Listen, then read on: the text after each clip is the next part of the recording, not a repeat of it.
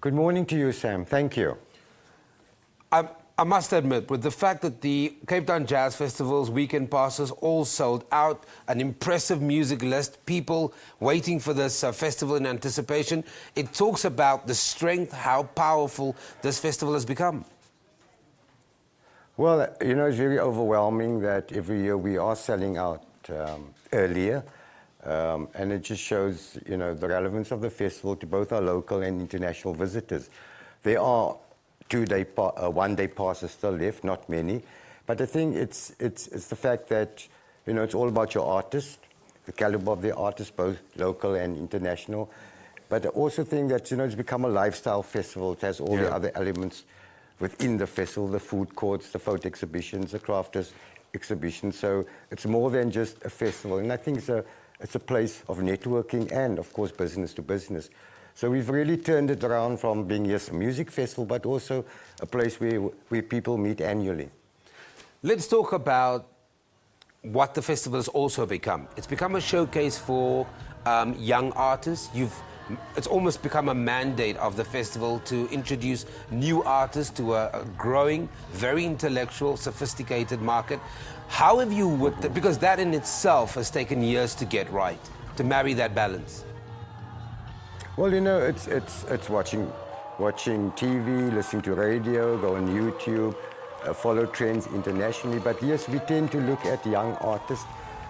Young artists are fresh, they're new, and we try to find artists that will break in. Example, Snot Puppy from the US. When we booked them, a month later they were nominated for a Grammy. In fact, they won the Grammy.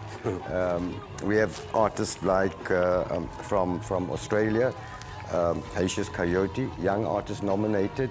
They didn't win, but we always try to find who's new. And the great artists like Jimmy Nevis from Cape Town, Ological Studies, also a young group from Cape Town, the Muffins, and of course Shane Cooper Quartet, who also won an award. So we're always looking for fresh artists, but we also want to use the platform to use our South African artists to break into the international music circuit. And it's been successful. There's a lot of outcomes and studies that's proven that it is a platform to get into the bigger jazz circuit. A lot to celebrate this year. The fact that this event has grown in magnitude, it also marks 20 years of South Africa's democracy. Cape Town has been awarded the 2014 Design Capital of the World. Just so much happening this year. How has that played a role in how you've developed this year's version of the festival? Well, I think, you know, it's those steps you take, you know, 5, 10, 15, our 15th anniversary, we've got 20 years of freedom, democracy, we've got design capital, designing a you can tell your friends to call you back later. From music, from people's movement. But I think we want to incorporate all that within the atmosphere, the look and feel.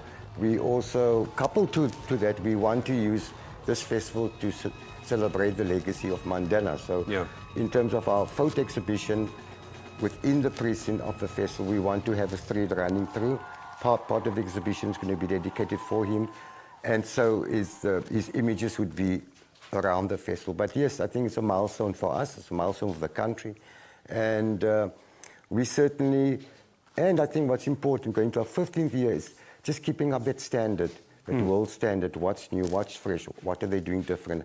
How do you deal different with ticketing, with safety and security, with the hospitality for your guests that travel from abroad or from other parts of Africa and South Africa. So, you know, it's always challenging, but it's new. And working with a good team, a dedicated team, a team of service providers that's been with us all these years, it's achievable, which we're going to do. Very quickly, we've seen an increase in prices this year. I can understand with the exchange rates going up and down, costs of artists, they never stay the same. Talk to me about that ticket price very quickly that has increased. Well, you know, we have to, exactly the things you said now. We haven't increased it for 2 years. It's also in order to keep up the standards, the world-class standards, it has to go up.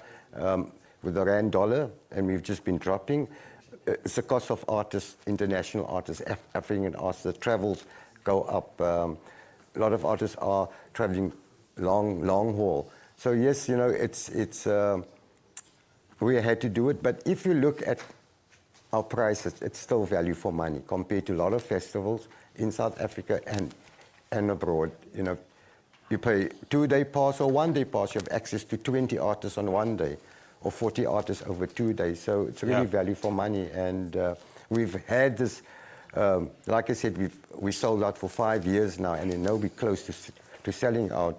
So I believe the patrons believe that it is value for money. Rashid, we're going to leave it there, but thank you very much for joining us from our Cape Town studios. The other names, of course, that have now been confirmed is Erica Badu and Jonas Gwangwa, who will be part of that impressive lineup. That was the CEO of Espafrika talking to us about the 15th Cape Town Jazz International Festival.